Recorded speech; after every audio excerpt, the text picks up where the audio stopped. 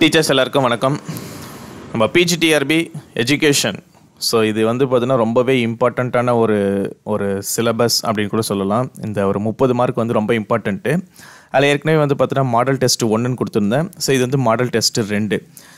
இதுக்கு முன்னாடி வந்து பார்த்தீங்கன்னா ப்ரீவியஸாக என்னென்ன கொஷின்ஸ் எல்லாம் வந்து கேட்டிருக்காங்க அப்படின்றத நம்ம டிஸ்கஸ் பண்ணிகிட்டே வரலாம். ஸோ ஃபர்ஸ்ட் கொஷின் பார்க்கலாம். Right of children to free and compulsory education act was passed by Indian parliament. So இது கண்டிப்பாக உங்களுக்கு வந்து இந்த வாட்டி கூட இது வந்து கேட்கறதுக்கு வாய்ப்பு இருக்குது. ஸோ ஆர்டி வந்து பார்த்தோன்னா இந்த வாட்டி வந்து சிலபஸில் கொடுத்துருக்காங்க, நியூ சிலபஸில். இது வந்து முன்னாடியே கேட்டிருக்காங்க. இதுக்கான ஆன்சர் என்ன அப்படின்னா 4th August 2009. ஸோ இந்த இயரில் தான் இந்த ஆர்டிஇ அப்படின்ற ஒரு ஸ்கீமை வந்து கம்பல்சரியாக வந்து பார்த்தோன்னா ஃப்ரீயாகவும் கம்பல்சரி எஜுகேஷன் அப்படின்ற மாதிரி வந்து பார்த்தோன்னா ஒன்று வந்து பார்லிமெண்ட்டில் பாஸ் பண்ணாங்க. ஸோ அந்த டேட் எப்போன்னு கேட்டிருக்காங்க. ஆக்சுவலாக வந்து நம்மளுக்கு வந்து 2009 அப்படின்றது நிறைய பேருக்கு தெரியும். பட் இது வந்து டேட்டோட மென்ஷன் பண்ணியிருக்காங்க, August 4 அப்படின்னு சொல்லிட்டு. இது ஞாபகம் வச்சுக்கோங்க. ஸோ இதை பற்றி அடிஷ்னலாக உங்களுக்கு வந்து தெரிஞ்சுக்கணும் அப்படின்னா it provide for free and compulsory education to all children. So அந்த ஏஜ் போட்டிருக்காங்க 6 to 14. ஸோ இந்த 6லேருந்து 14 வயசு உள்ள இருக்கிற எல்லா குழந்தைகளுக்கும் இந்தியாவுக்குள்ளே என்ன பண்ணியிருக்காங்க அப்படின்னா இந்த ஆர்டிஇ அப்படின்ற ஒரு ஃப்ரீ கம்பல்சரி எஜுகேஷன் சிஸ்டத்தை வந்து பார்த்தீங்கன்னா கொண்டு வந்திருக்காங்க. ஆர்டிக்கல் 21A இது கூட உங்களுக்கு வந்து கொஷினாக கேட்கலாம். ஸோ 21A இந்த ஆர்டிக்கல் படி தான் வந்து பார்த்தீங்கன்னா இந்த ஆர்டிஇ அப்படின்ற ஒரு விஷயத்தை வந்து கொண்டு வந்திருக்காங்க. இது நடைமுறைக்கு எப்போ வந்தது அப்படின்னா 1 April 2010. ஆக்சுவலாக நம்மளுக்கு இங்கே 2010 கூட கொடுத்துருக்காங்க கொஷின்ஸ்லேயே. ஸோ நம்மளுக்கு வந்து இது மாதிரிலாம் குழப்பி விடுவாங்க. நம்ம கிளியராக அண்டர்ஸ்டாண்டில் இருந்தோம் அப்படின்னா ஈஸியாக ஒரு கொஷின்ஸை ஃபேஸ் பண்ணலாம். So second question, which of the following scale is also known as equal appearing interval scale. So இது மட்டும் நம்மளுக்கு தெரிஞ்சால் போதும். என்னென்னா ஈக்குவல் அப்பியரிங் இன்டர்வல் ஸ்கேல். இதுக்கு இன்னொரு பேர் என்ன அப்படின்னா தார்ஸ்டன் ஸ்கேல் அப்படின்னு சொல்லுவாங்க. ஸோ இந்த தார்ஸ்டன் ஸ்கேலோடைய இன்னொரு பேர் தான் வந்து பார்த்தோன்னா equal appearing interval scale. So இதுக்கு வந்து பார்த்தோன்னா சேம் தான், ரெண்டுத்துக்குமே ஒரே மாதிரி பேர் தான். நம்ம சைக்காலஜியை பொறுத்த வரைக்கும் நிறைய டெஸ்ட்டுங்களுடைய நேம்களை தெரிஞ்சு வச்சுக்கணும். ஸோ அந்த டெஸ்ட்டு நேமு, அதுக்கு யூஸ் பண்ணுற டூல்ஸு, இல்லை அதுக்கு எதனா அடிஷ்னலாக பேர் வச்சுருக்காங்களா, இது வந்து யார் வந்து யூஸ் பண்ணியிருக்கா இந்த ஸ்கேல், அதெல்லாம் வந்து பார்த்தோன்னா டெஸ்ட்டு யார் வந்து கொடுக்குறாங்க, எந்த ரிலேட்டடாக வந்து நடக்குது, இதெல்லாம் நம்ம கண்டிப்பாக தெரிஞ்சு வச்சுக்கணும். ஏன்னா அதுலேருந்து தான் கொஷின் டைரெக்டாக வருது. ஸோ நெக்ஸ்ட் கொஷின் என்ன கொடுத்துருக்காங்கன்னா who is consider founder spiritual leader of humanistic psychology movement. So humanistic psychology மூமெண்ட்டுக்கு யார் வந்து பார்த்தீங்கன்னா ஃபவுண்டர் அண்ட் ஸ்பிரிச்சுவல் லீடர் அப்படின்னு சொல்லிட்டு கேட்டிருக்காங்க. ஸோ இதுக்கான ஆன்சர் வந்து பார்த்தோன்னா ஆப்ரகாம் மாஸ்லோ. கண்டிப்பாக இவரை பற்றி நிறைய விஷயம் உங்களுக்கு தெரிஞ்சிருக்கும். ஸோ இந்த ஆப்ரகாம் மாஸ்லோ தான் வந்து பார்த்தோன்னா இந்த பிரமிட் லெவலில் ஸோ இந்த அடைவு ஊக்கிகள் அப்படின்னு சொல்லிட்டு கொடுத்துருப்பாரு. ஸோ நெக்ஸ்ட்டு வந்து பார்த்தோன்னா ஒரு புக்கோடைய நேம் கொடுத்துருக்காங்க. எப்போவுமே என்ன பண்ணிடுறாங்க அப்படின்னா ஒரு கொஷினில் 30 கொஷினில் ஒரு கொஷின் ஒரு புக்கோடைய நேம் வந்து கொடுத்துட்றாங்க. The secret of childhood. The secret of childhood அப்படின்ற ஒரு புக்கை யார் எழுதுனாங்க அப்படின்றது தான் கொஷின். ஸோ இதுக்கான ஆன்சர் என்ன அப்படின்னா மரியா மாண்டிசோரி. ஸோ ஒரு சில அடிஷ்னலாக நம்ம வந்து பார்த்தோன்னா இவங்க வந்து ஃபிலாசபிக்கலாக ரொம்ப இம்பார்ட்டண்ட்டான ஒரு ஆள். இந்த தாகூர், அப்புறம் காந்தி, மாண்டிசோரி, அப்புறம் விவேகானந்தர். ஸோ ஃபிலாசபிக்கலாக ஒரு சில விஷயங்களை மட்டும் நம்ம தெரிஞ்சுக்குவோம். ஸோ ஃபிலாசபி அப்படின்ற வேர்டு வந்து பார்த்தோன்னா க்ரீக் வேர்டு. ஸோ 2 க்ரீக் வேர்ட்லேருந்து எடுத்திருக்காங்க. ஒன்று வந்து பார்த்தோன்னா ஃபிலோஸ் அப்படின்னா லவ் அப்படின்னு அர்த்தம். இன்னொன்று வந்து பார்த்தோன்னா சோஃபியா அப்படின்றதுக்கு விஸ்டம்னு அர்த்தம். அப்போது எட்டிமாலஜிக்கலாக இந்த ஃபிலாசபினா என்ன மீனிங்னு உங்களுக்கு வந்து கேட்குறதுக்கு பாசிபிலிட்டிஸ் இருக்குது. ஸோ ஃபிலாசபினா மீனிங் த லவ் ஆஃப் விஸ்டம்னு அர்த்தம். To love something is desire it. So இதுதான் வந்து பார்த்தீங்கன்னா 2 ஆன்சர் இதுக்காக கொடுத்துருக்காங்க. அப்போ இது எந்த லாங்குவேஜ்லேருந்து எடுத்திருக்காங்க அப்படின்னா க்ரீக் லாங்குவேஜ்லேருந்து எடுத்திருக்காங்க இந்த word. So next question, operation blackboard programme. இது எதுக்காக வந்து உருவாக்குனாங்க அப்படின்னா சைல்டு சென்டர் அப்ரோச் அப்படின்றாங்க.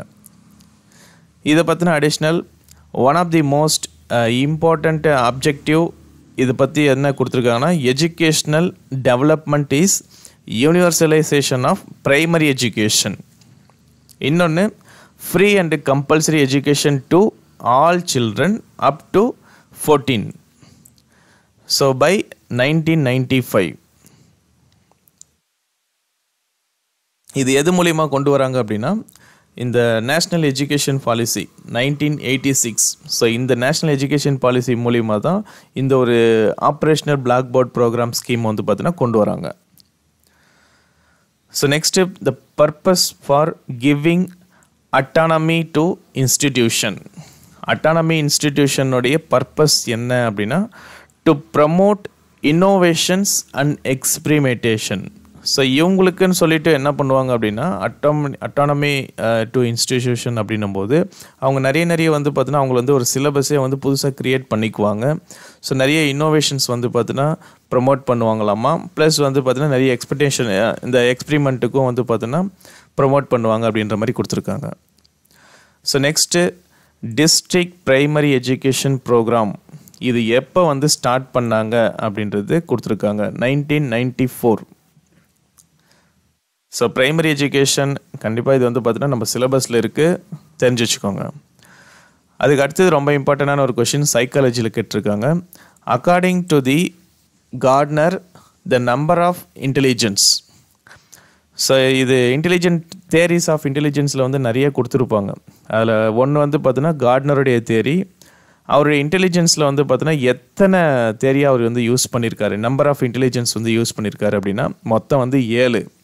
அதில் ஒன்று வந்து லாஜிக்கல் மேத்தமெட்டிக்கல், இன்னொன்று வந்து லிங்குவிஸ்டிக், அப்புறம் ஸ்பேஷியல், இன்டர்பர்சனல் அண்ட் இன்ட்ராபர்சனல், அப்புறம் மியூசிக்கல், இன்னொன்று வந்து பார்த்தீங்கன்னா பாடிலி, கிஸ்டனிஸ்டிக். ஸோ இது மொத்தமே வந்து பார்த்தீங்கன்னா மொத்தம் 7 இருக்கும்.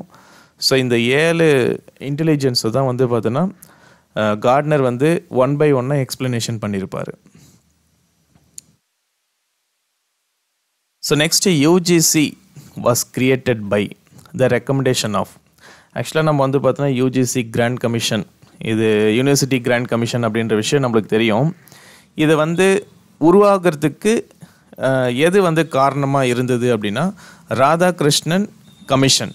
ஸோ இது மூலிமா தான் வந்து பார்த்தோன்னா யூஜிசி அப்படின்ற ஒரு விஷயமே ஹையர் எஜுகேஷன் கிரியேட் பண்ணியிருக்காங்க.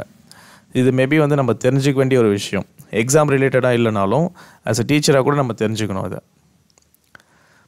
ஸோ அடுத்தது த ஆர்டிக்கல் அகைன்ஸ்ட் அன்டச்சபிலிட்டி. ஸோ எந்த ஆர்டிக்கல் வந்து பார்த்தோன்னா அகைன்ஸ்ட் அன்டச்சபிலிட்டி அப்படின்ற ஒரு விஷயத்த நம்மளுக்கு சொல்லுது, ஆர்டிக்கல் 17. அடுத்தது வந்து ஆர்டிக்கல் 45 வந்து என்ன சொல்கிறாங்கன்னா அடல்ட் எஜுகேஷனுக்கு இம்பார்ட்டன்ஸ் கொடுக்க சொல்கிறாங்க. ஸோ நெக்ஸ்ட் இந்த following which one of support and issue award to adult education programme. So adult education programme அவேர்னஸை பற்றியும் ப்ளஸ் வந்து பார்த்தோன்னா அதை பற்றின ஒரு சில அவேர்னஸ் ப்ரோக்ராம் பற்றி யார் வந்து கொடுத்தாங்க, சப்போர்ட் பண்ணவங்க யார் அப்படின்னா UNESCO. So the next question the 3 basic types of learning. So types of learning style நிறைய இருக்குது. ஸோ இருந்தாலும் இதில் என்ன கொஷின் கொடுத்துருக்காங்க அப்படின்னா 3 basic types of learning style. அதில் ஒன்று வந்து விஷுவல், இன்னொன்று வந்து ஆரல், இன்னொன்று வந்து பிசிக்கல். ஸோ இந்த 3 விஷயத்தை பற்றி யார் வந்து சொன்னது அப்படின்னு கேட்டிருக்காங்க. ஸோ இதுக்கான ஆன்சர் எரஸ்மன் அப்படின்னு சொல்லிட்டு கொடுத்துருக்காங்க. ஸோ ஞாபகம் வச்சுக்கோங்க. ஸோ நெக்ஸ்ட் வந்து remembering the meaning of word. ஏதோ ஒரு வேர்டு, ஒரு ஃபார் எக்ஸாம்பிள் மெமரி அப்படின்னு ஒரு வேர்டு எடுத்துக்கிறோம். அந்த வேர்டுக்கு நம்ம வந்து பார்த்தோன்னா மீனிங் என்ன அப்படின்றத நம்ம ஞாபகத்துக்கு கொண்டு வர்றதுக்கு எக்ஸாம்பிள் என்ன அப்படின்னா இது வந்து லாங் டேர்ம் மெமரி அப்படின்னு சொல்கிறாங்க. ஒரு சில விஷயங்களை மட்டும்தான் நம்ம என்ன பண்ணுவோம் அப்படின்னா லாங் டேர்ம் மெமரிக்கு கொண்டு போவோம். ஃபார் எக்ஸாம்பிள் திடீர்னு நம்ம வந்து ஒரு ஒரு ஒரு லெசன் படிச்சுட்டே இருக்கோம், அப்போ லெசன் படிச்சுட்டே இருக்கும்போது இப்போ வந்து சைக்கோ அனாலிசிஸ்னால் என்ன, அதுக்கு மீனிங் என்ன அப்படின்னு நம்ம தெரியும் போது நம்ம படிச்சிருந்தால் நம்ம தெரிஞ்சு வச்சுருப்போம். ஸோ அந்த படித்து வச்சு நம்ம என்ன பண்ணுவோம் அப்படின்னா அது நம்மளுக்கு தேவை. ஸோ சைக்கோ அனாலிசிஸ் அப்படின்ற வேர்டு வந்து பார்த்தோன்னா ஃப்யூச்சரில் நம்மளுக்கு தேவைப்படும் அப்படின்றதால நம்ம என்ன பண்ணுவோம்னா அதை வந்து ஷார்ட் டேர்ம் மெமரியில் போடாமல் லாங் டேர்ம் மெமரியில் நம்ம வந்து சேவ் பண்ணி வைப்போம். ஸோ நம்மளுடைய மெமரியிலே வந்து பார்த்தோன்னா ஷார்ட் டேர்ம் லாங் டேர்ம் அந்த மாதிரிலாம் வந்து கொண்டு வந்திருக்கோம். ஸோ அதில் வந்து ஒரு வேர்டுக்கு நம்ம மீனிங்கை வந்து கொண்டு வர்றது, ஞாபகப்படுத்தி கொண்டு வர்றதுக்கு பேர் வந்து லாங் டேர்ம் மெமரி அப்படின்னு சொல்லுவாங்க. So next question, who is related to the system psychoanalytics? So சைக்கோ அனாலிட்டிக்ஸ்னாலே ஞாபகம் வச்சுக்கோங்க, சிக்மண்ட் ஃப்ரைடு தான். So next question, in which year world conference on education for all, so இது எப்போ வந்து கண்டக்ட் பண்ணாங்க, வேர்ல்டு கான்ஃபரன்ஸ் ஆன் எஜுகேஷன் அப்படின்னு சொல்லிட்டு இது வந்து எப்போ வந்து கண்டக்ட் பண்ணாங்க அப்படின்னு சொல்லிட்டு கேட்டிருக்காங்க. 1990 வந்து கண்டக்ட் பண்ணியிருக்காங்க.